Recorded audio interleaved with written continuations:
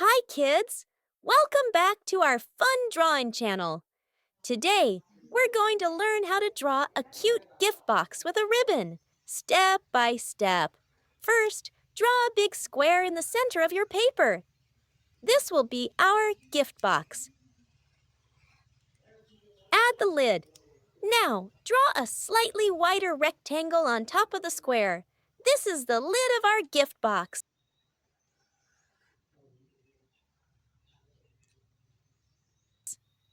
Draw the ribbon. Let's draw two vertical lines inside the box and one horizontal line across to make the ribbon that wraps around the box.